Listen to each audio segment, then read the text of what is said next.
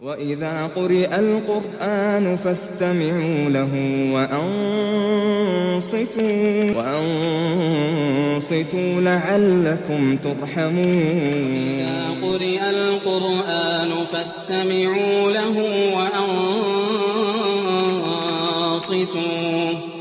وإذا قرئ القرآن فاستمعوا له وأنصتوا لعلكم ترحمون.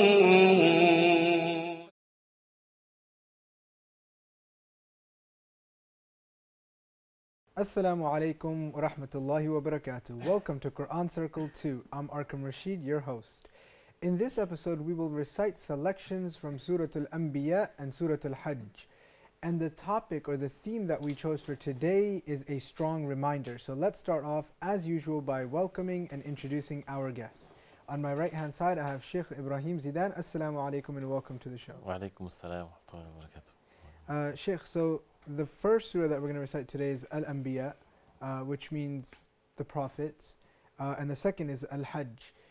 Why did Allah choose Al-Anbiya and Al-Hajj? Is it because of the rules of Al-Hajj in Surah Al-Hajj, and Surah Al-Anbiya speaks about the prophet? Is that the reason behind it, or is there another reason? Alhamdulillah, wassalatu wassalamu ala rasulillah wa ba'd. Surah Al-Anbiya, meaning the prophets, and there are many prophets mentioned in the surah.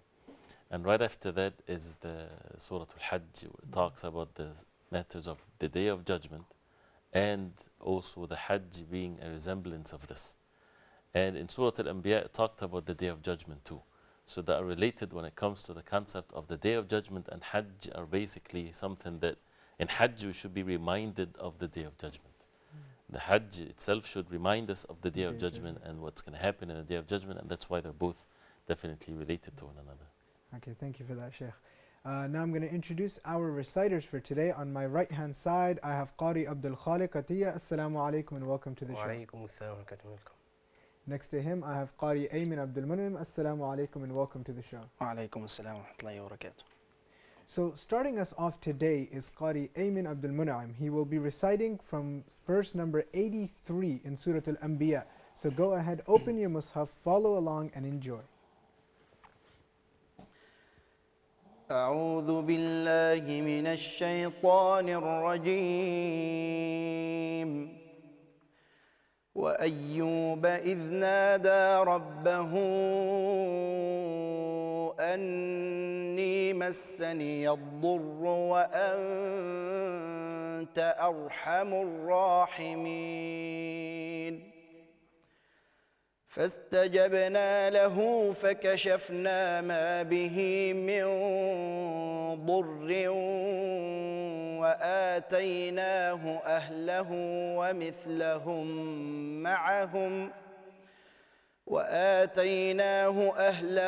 ومثلهم معهم رحمة من عندنا وذكرى للعابدين. وإسماعيل وإدريس وذا الكفل كل من الصابرين وأدخلناهم في رحمتنا إنهم من الصالحين. وذا النون إذ ذهب مغاضبا فظن أن لن نقدر عليه فنادى في الظلمات أن لا إله إلا أنت سبحانك إني كنت من الظالمين. فاستجبنا له ونجيناه من الغم وكذلك ننجي المؤمنين. وزكريا إذ نادى ربه رب لا تذرني فردا وأنت خير الوارثين.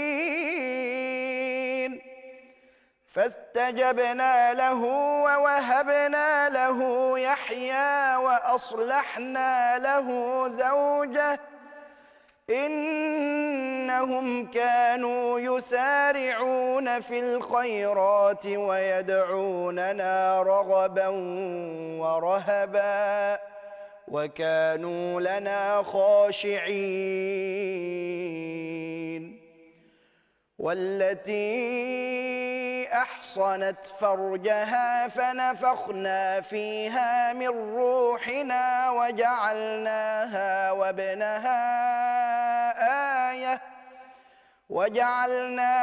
وابنها آية للعالمين. إن هذه أمتكم أمة واحدة وأنا ربكم فاعبدون. وتقطعوا أمرهم بينهم كل إلينا راجعون. فمن يعمل من الصالحات وهو مؤمن فلا كفران لسعيه وإنا له كاتبون. وحرام على قرية أهلكناها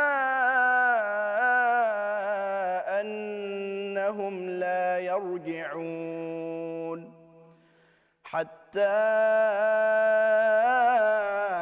إذا فتحت يأجوج ومأجوج وهم من كل حدب ينسلون.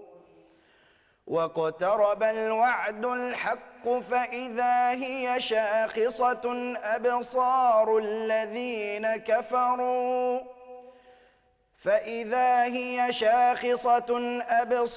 الذين كفروا يا ويلنا قد كنا في غفلة من هذا بل كنا ظالمين.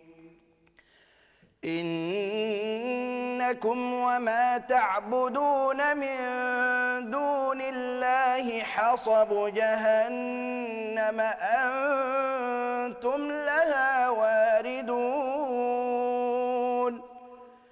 لو كان هؤلاء آلهة ما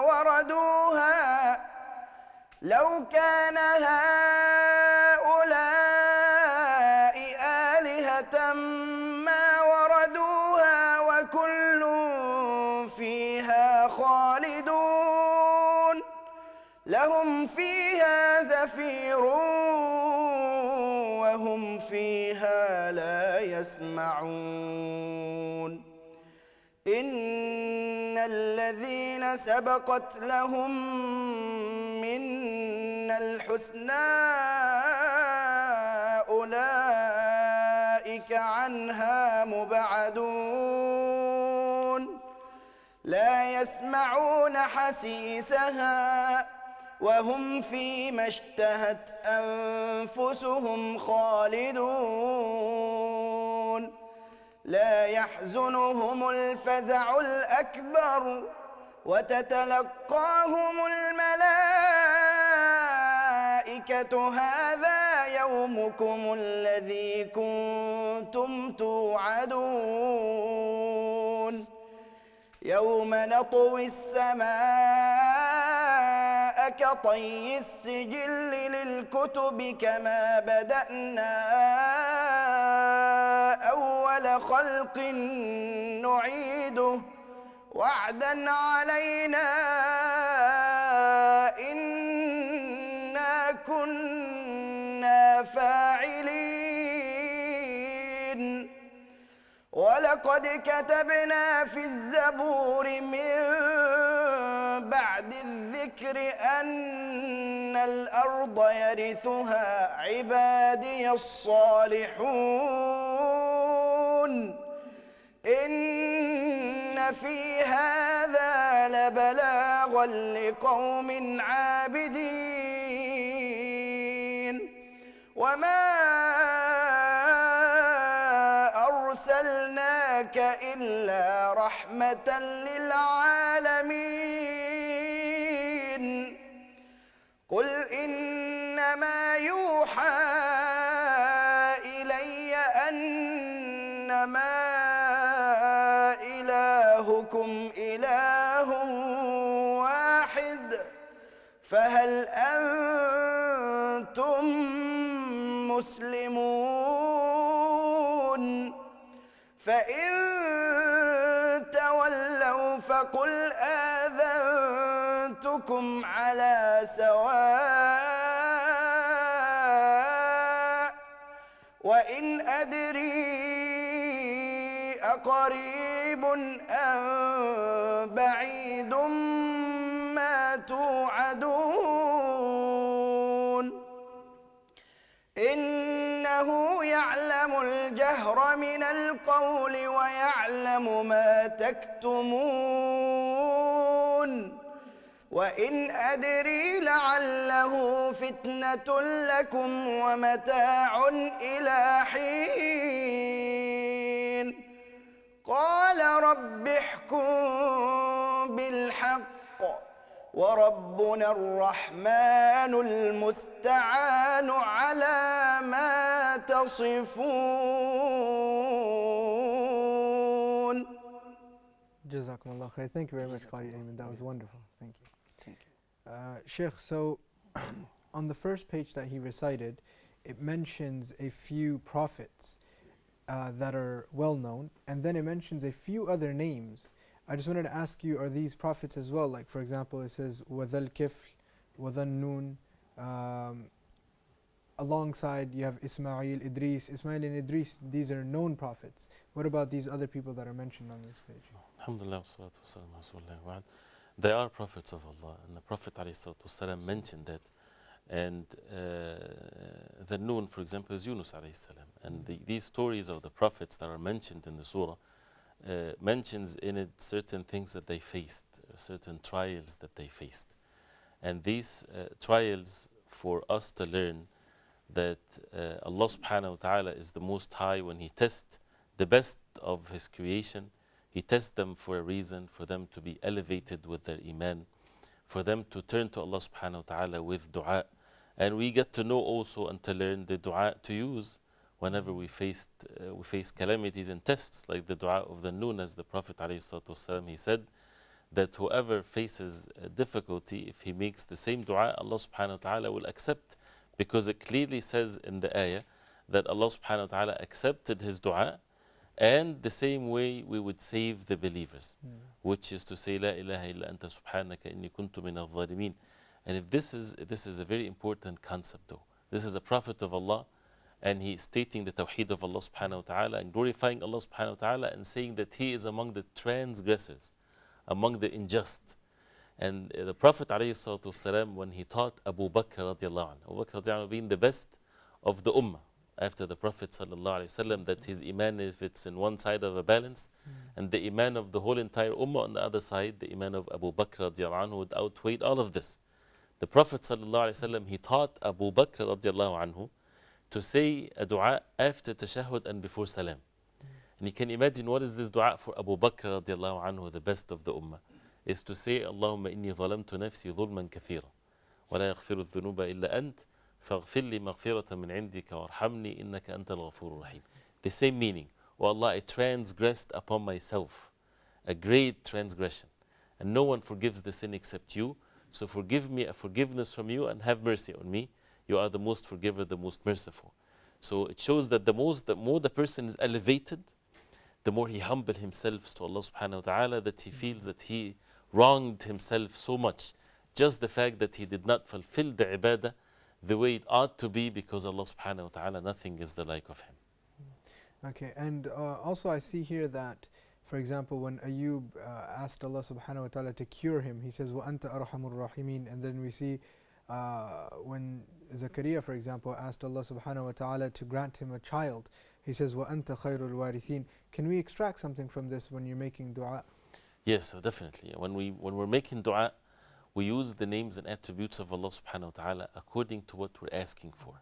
So Ayub alayhi salam, he is afflicted by this calamity, and he has been afflicted by harm, and he's subjecting himself to the mercy of Allah subhanahu wa ta'ala. That's why he says, وَأَنْتَ أَرْحَمُ الرَّاحِمِينَ. Allah subhanahu wa ta'ala is more merciful than oneself to his own self. And when it came to, for example, Zakaria alayhi salam, he was asking for a child. And why would a person ask for a child? To keep on or passing from one generation to the other, whether it's prophethood, whether it's goodness, whether it's wealth. People have many reasons to keep one's name present on the face of earth. But then he said, وَأَنْتَ خَيْرُ الْوَارِثِينَ. Allah subhanahu wa ta'ala is the best of all inheritors. He's the one that inherits everything, the heavens and the earth. So he's not longing for a child for some materialistic benefit or need. He knows and he understands that everything shall return to Allah subhanahu wa ta'ala. And that's why using the names and attributes of Allah subhanahu wa ta'ala accordingly is a good knowledge and important in making dua. Okay. And if we look at verse number 90, Allah subhanahu wa ta'ala says that وَوَهَبْنَا لَهُ, that we gifted him this, we granted him this, and then he says وَأَصْلَحْنَا لَهُ زَوْجَهُ.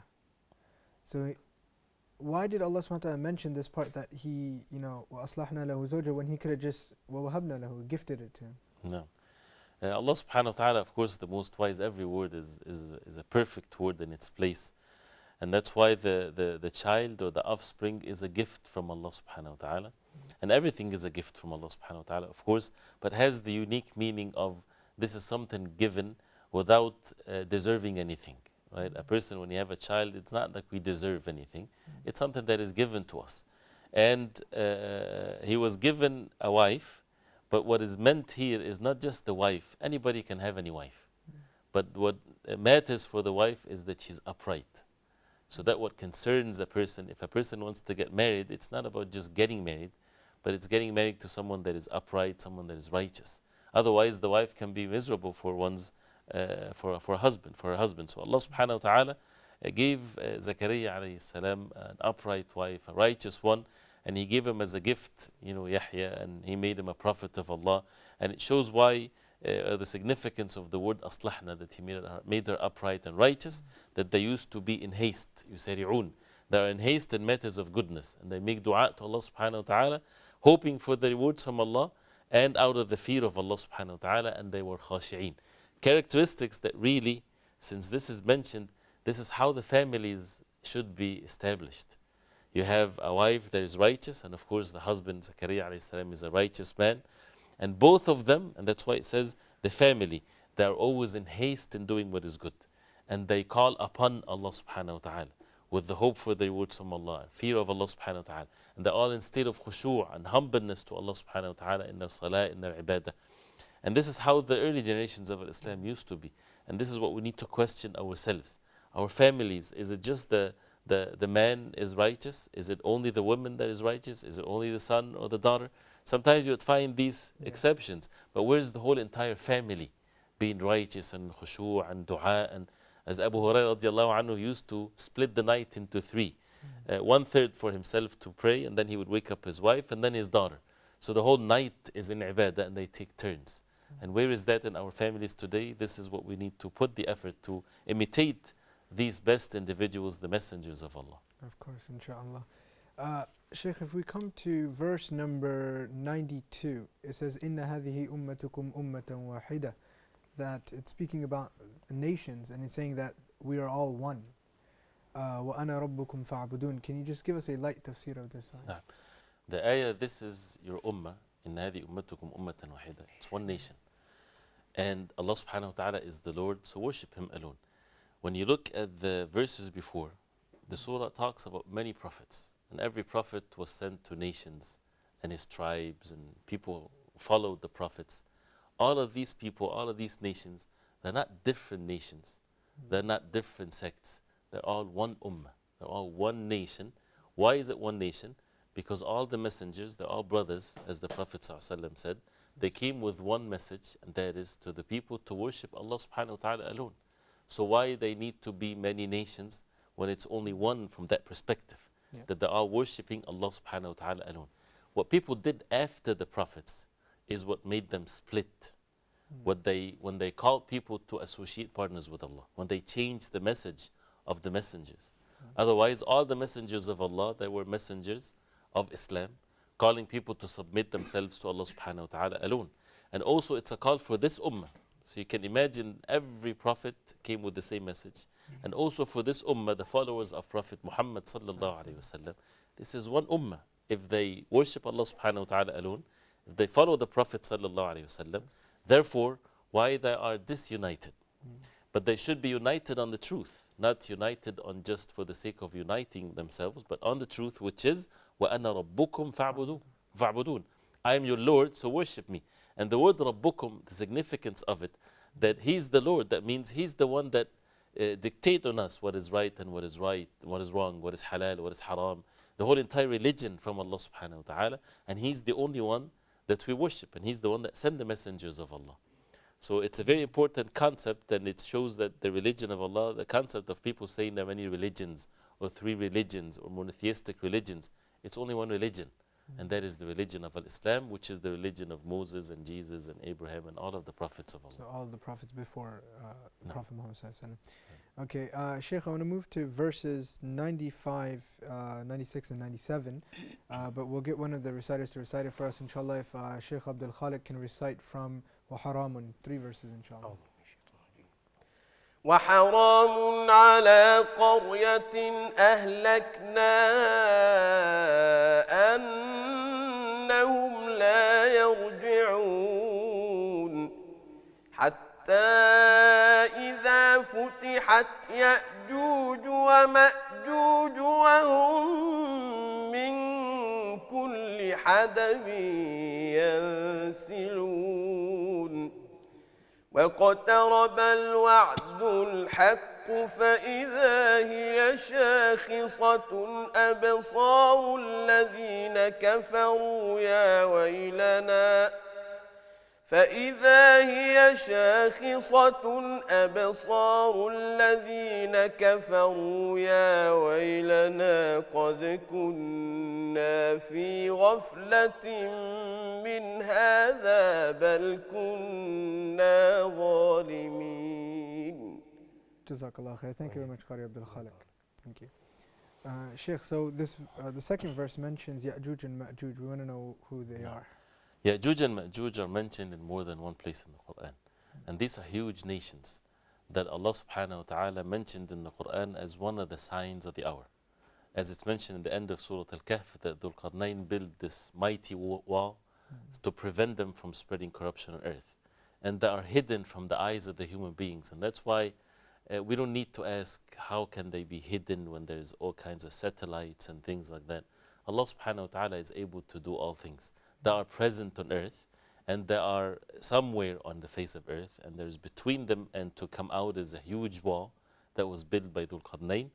And every day they try their best to come out of this wall, and the Prophet ﷺ mentioned that, but every day when they do that, they don't say inshallah they will continue the next day when they open a small hole in the wall. And then when Allah subhanahu wa ta'ala permit for that wall to be destroyed, they would say after they finish the whole day work, they would say we'll come back inshallah. And then they would come back the next day and they would continue and they would break the wall and they would spread all over the earth.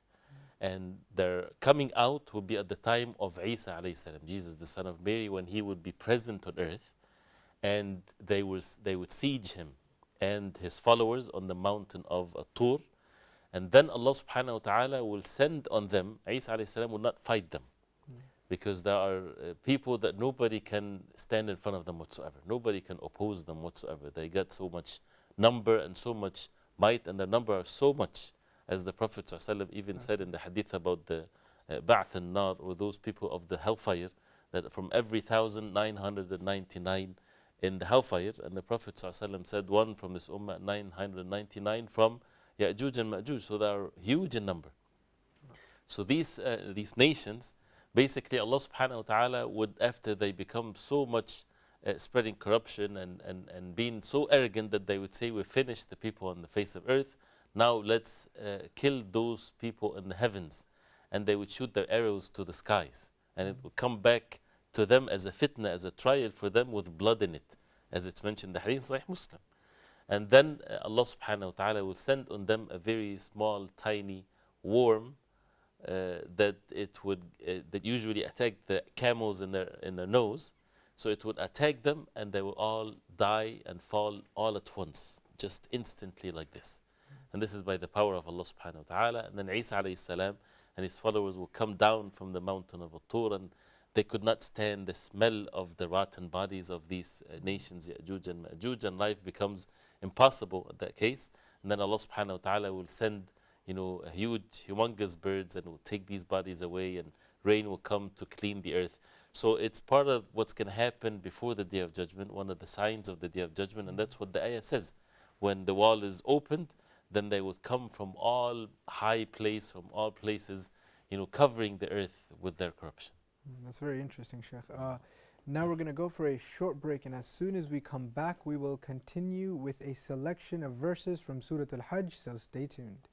وإذا قرئ القرآن فاستمعوا له وأنصتوا لعلكم ترحمون وإذا قرئ القرآن فاستمعوا له وأنصتوا لعلكم ترحمون. Welcome back to Quran Circle 2, in which we were speaking about the theme, a strong reminder. Now we will start the beginning of this half by having a wonderful recitation done for us by Qari Abdul Khaliq. أعوذ بالله من الشيطان الرجيم. بسم الله الرحمن الرحيم. يا أيها الناس اتقوا ربكم إن زلزلة الساعة شيء عظيم يوم ترونها تذهل كل مرضعة عما أرضعت وتضع كل ذات حمل حملها وترى الناس سكارى وما هم بسكارى ولكن عذاب الله شديد ومن الناس من يجادل في الله بغير علم ويتبع كل شيطان مريد كتب عليه أنه من تولاه فأنه يضله ويهديه إلى عذاب السعير. يا أيها الناس إن كنتم في ريب من البعث فإنا خلقناكم من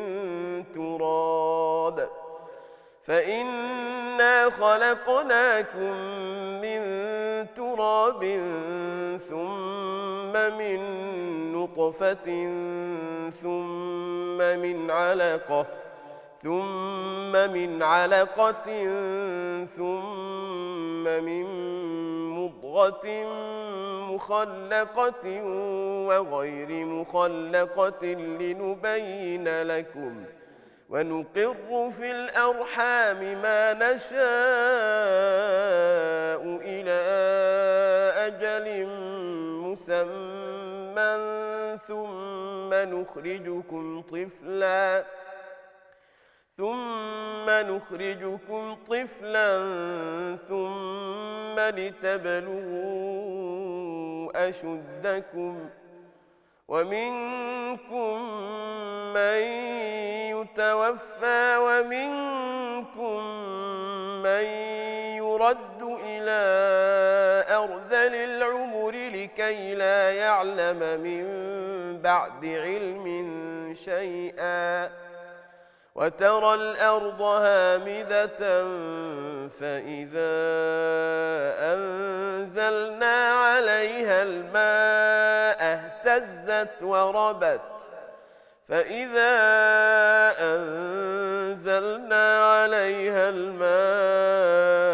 اهتزت وربت وأنبتت من كل زوج بهيج ذلك بأن الله هو الحق وأنه يحيي الموتى وأن إنه على كل شيء قدير وأن الساعة آتية لا ريب فيها وأن الله يبعث من في القبور ومن الناس من يجادل في الله بغير علم ولا هدى ولا كتاب منير ومن الناس من يجادل في الله بغير علم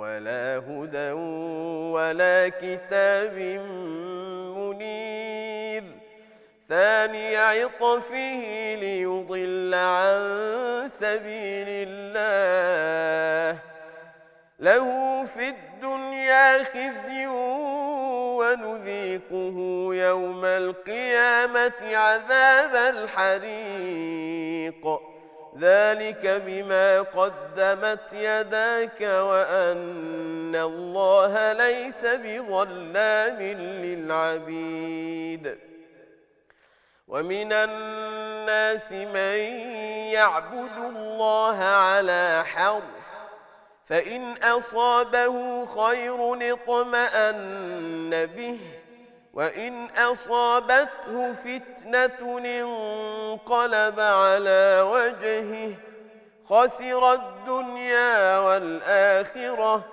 ذلك هو الخسران المبين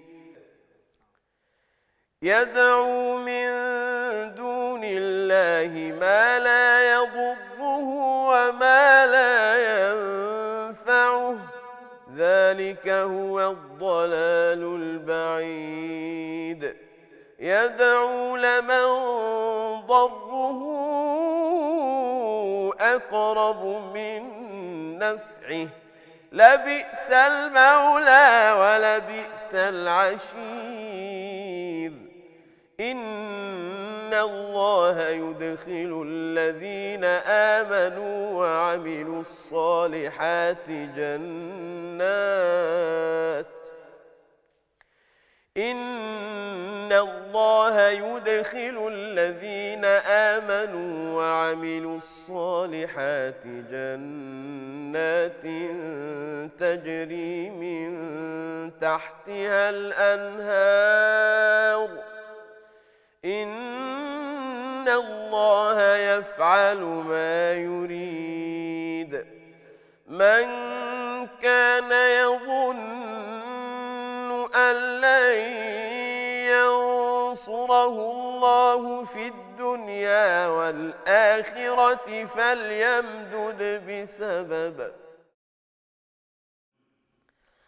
فليمدد بسبب إلى السماء ثم ليقطع فلينظر هل يذهبن كيده ما يغيظ وكذلك أنزلناه آيات بينات وأن الله يهدي من يريد إن الذين آمنوا والذين هادوا والصابئين والنصارى والمجوس والذين أشركوا إن الذين آمنوا والذين هادوا والصابئين والنصارى والمجوس والذين أشركوا إن الله يفصل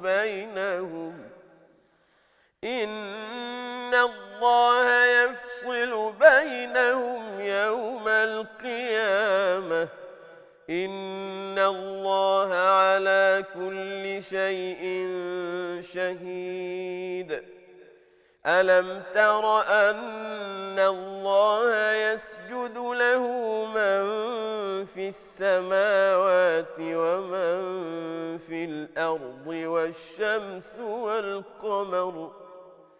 والشمس والقمر والنجوم والجبال والشجر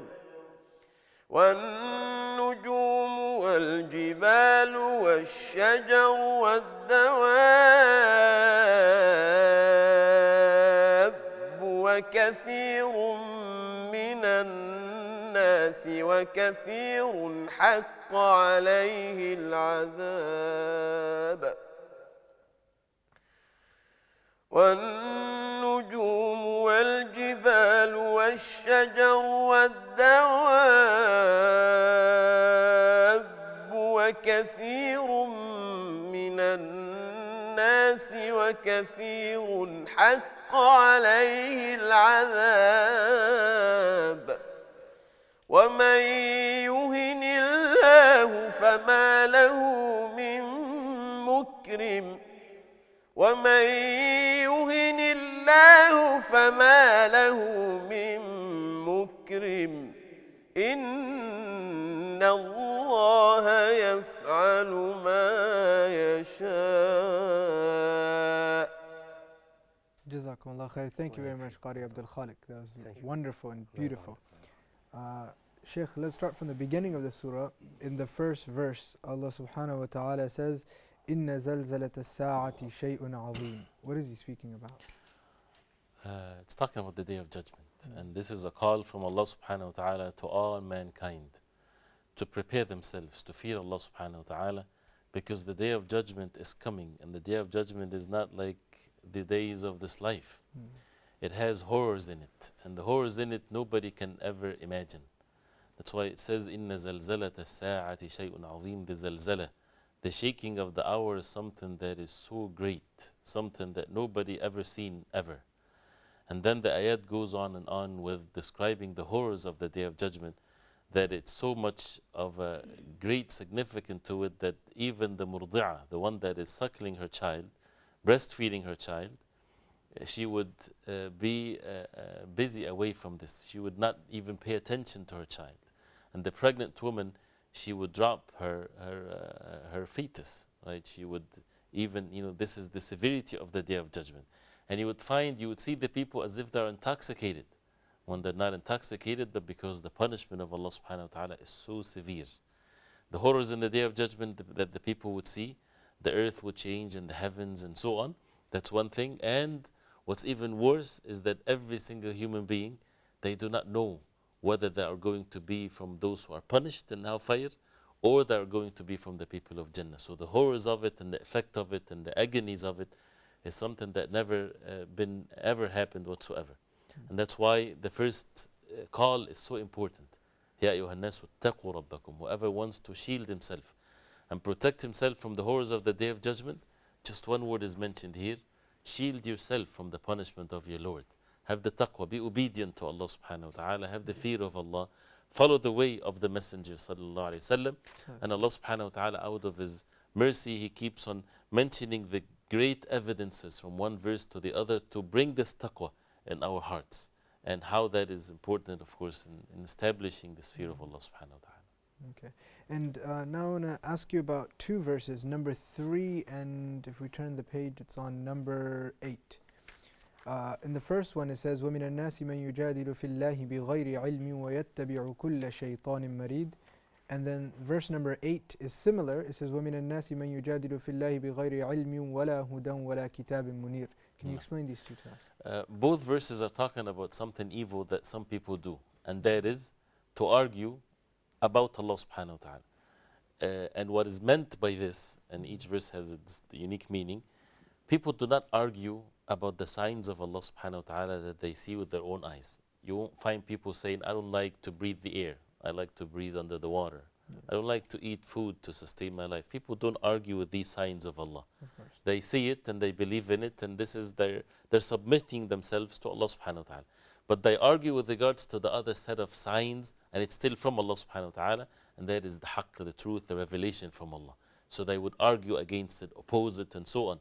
And Allah subhanahu wa ta'ala is exposing these people. From among the people, those who would argue with the signs of Allah subhanahu wa ta'ala, about Allah subhanahu wa ta'ala, without knowledge, and they follow every fierce shaitan. They follow the shayateen, they follow their desires. They have no knowledge whatsoever. And because they follow the shaitan and they follow the shayateen, they will be led astray. That's why those who oppose the evidences and the wahi from Allah subhanahu wa ta'ala, they're following the shayateen, the devils, and they're talking without knowledge whatsoever. It's just their own reason that is not based on knowledge and scientific facts and so on. And then on the second verse, in verse number 8, also وَمِنَ النَّاسِ مَنْ يُجَادِلُ فِي اللَّهِ, some of the people, those who argue about Allah subhanahu wa ta'ala without knowledge, again is mentioned, بِغَيْرِ عِلْمٍ وَلَا هُدًى, and there's no guidance whatsoever because they follow the shayateen, as it's mentioned. The shayateen would not guide them, would lead them astray. وَلَا كِتَابٍ مُنِيرٍ, and they have no book of light, a book of guidance that they would seek. It's all reason and intellect and things that has no base to it whatsoever.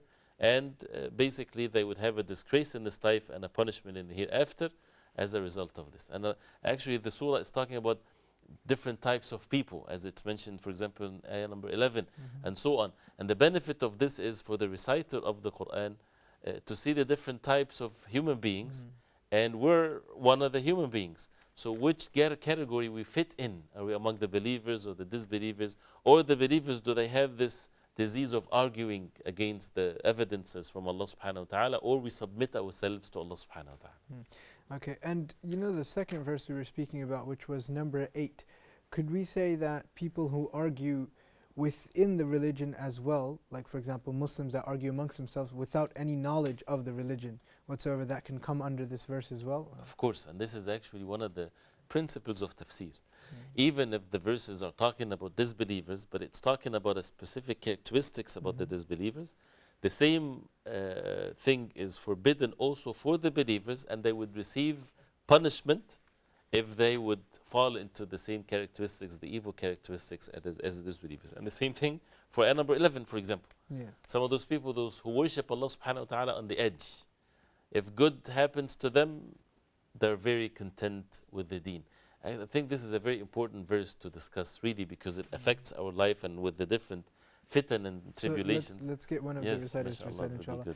Qari Ayman, if you can recite for us verse number 11, وَمِنَ النَّاسِ مَنْ يَعْبُدُ اللَّهَ عَلَى حَرْفٍ. ومن الناس من يعبد الله على حرف فإن أصابه خير اطمأن به وإن أصابته فتنة انقلب على وجهه خسر الدنيا والآخرة ذلك هو الخسران المبين. Thank you very much. Jazakallah khair. Thank you. Now, again, the verse starts, وَمِنَ النَّاسِ, among the people. Some of the people, they do this. They worship Allah subhanahu wa ta'ala on the edge. Harf is an edge. Imagine someone is standing by an edge of a mountain, a cliff, that he's going to fall and kill himself. So, I mean, would this be speaking about Muslims then, because they worship Allah? Actually, disbelievers originally, and also those who are Muslims and worship Allah subhanahu wa ta'ala, both. Because the disbelievers, they worship Allah subhanahu wa ta'ala sometimes, in times of distresses and so on. But also for the Muslims, some of them would worship Allah subhanahu wa ta'ala again by the edge. If something good happens to them, they would be content and be happy, and they say, what a wonderful religion there is.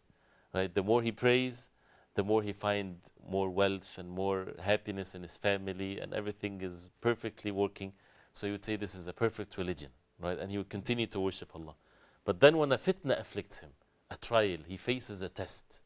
The ayah says, إِنْ قَلَبَ عَلَى وَجْهِ, he would be inverted on his face, he would fall, right? He won't be steadfast on the truth, and that's why he would ruin and lose this life and in the hereafter. Who said that this life is about being content and being happy materialistic wise? This is not about this, it's about worship of Allah subhanahu wa ta'ala. And the worship of Allah subhanahu wa ta'ala is at times of ease, times of difficulties. And the Prophet ﷺ took the covenant from the companions radiallahu anhum that they would worship Allah subhanahu wa ta'ala at all times, at all levels. So we have to have this in ourselves. We should ask Allah subhanahu wa ta'ala only for matters of ease, but we have to be prepared that if a person faces a trial, calamity, disaster, whatever there is, he's still steadfast on the deen of Allah. And he will be still obedient to Allah subhanahu wa ta'ala and His Messenger sallallahu alaihi wasallam. And that's why the tests in this life exposes the affairs of the people. So we have to make sure that the covenant between us and Allah subhanahu wa ta'ala is clear. It's not depending on wealth. I would make hijrah if everything is fine. I would make salah if my business is going okay. No, you would worship Allah subhanahu wa ta'ala under any condition, under any situation, because this is the covenant between you and Allah subhanahu wa ta'ala. Otherwise, a person loses this life and the hereafter. Okay, and if we can just take one step back to verse number 4. It speaks about somebody misguiding somebody else. Can you explain that to us a little bit? This is with regards to those who follow the shaitan. Those who would argue about the deen of Allah subhanahu wa ta'ala, and they're basically following the shayateen. The shayateen, they inspire their followers and they give them these opinions and words and so on. And it's been ordained on such a person that whoever take the shaitan as his supporter and helper and he follows the ways of the shaitan, فَأَنَّهُ يُضِلُّ.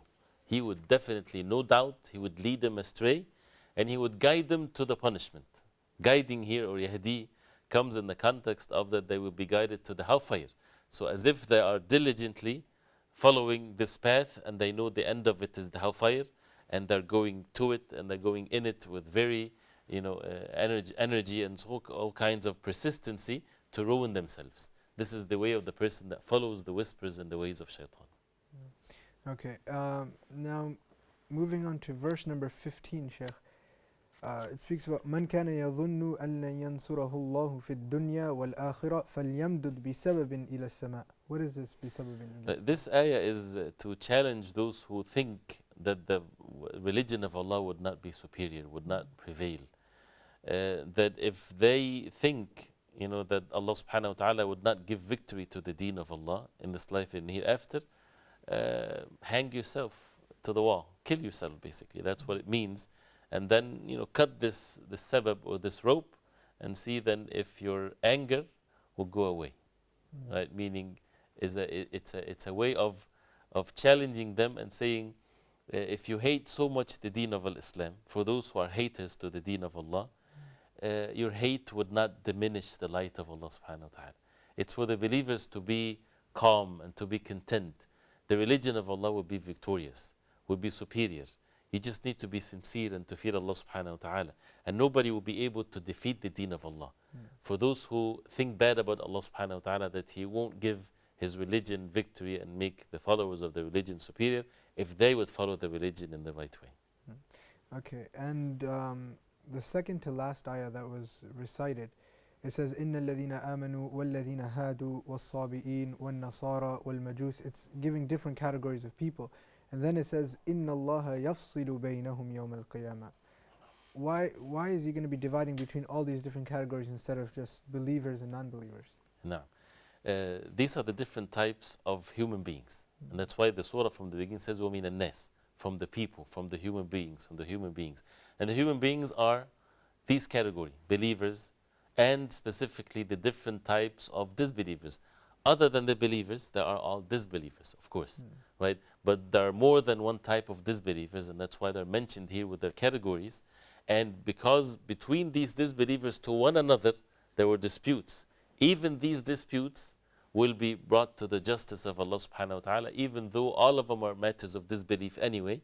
But all of the disputes will be brought back to Allah subhanahu wa ta'ala. And of course, Allah subhanahu wa ta'ala would not make any superiority of the disbelievers over the believers, and it does not approve or does not make the believers and the disbelievers like kind of the same category. No, of course not. But this is to show the justice of Allah subhanahu wa ta'ala. The justice has to be served, and even if a believer commit injustice against a disbeliever, and they come in the day of judgment, this injustice would not just go away. This injustice has to be brought to the justice of Allah. And Allah subhanahu wa ta'ala will take from the believer and to give the disbelievers. But the disbelievers, they have nothing but the hellfire. But they would still be dealt with the justice of Allah subhanahu wa ta'ala. They would never enter Jannah, right? But they would never be left with the injustices that the believers incurred on them. There has to be some form of justice, or even when it comes to matters of justice from Allah subhanahu wa ta'ala. All right, thank you very much for that, Sheikh. That brings us to the end of today's episode. So once again, we had a lovely conversation today. I hope We have many more of these conversations, inshallah. We have some chapters left of the Quran, so I'm looking forward to these conversations. And I want to thank both of you, Qari Ayman and Qari Abdul Khaliq, for sharing your beautiful recitations with us. Dear viewers, I hope you guys enjoyed today's episode. Don't forget to join us again on Quran Circle 2. And until then, may Allah subhanahu wa ta'ala bless us all. Assalamu alaikum wa rahmatullahi wa barakatuh. قل إن اجتمعت الإنس والجن على أن يأتوا بمثل هذا القرآن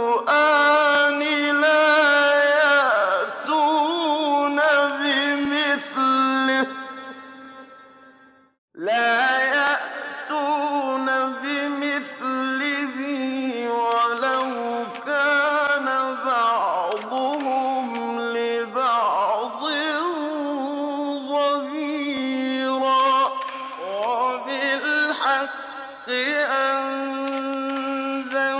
أنزلناه وبالحق نزل وما أرسلناك إلا مبشرا ونذيرا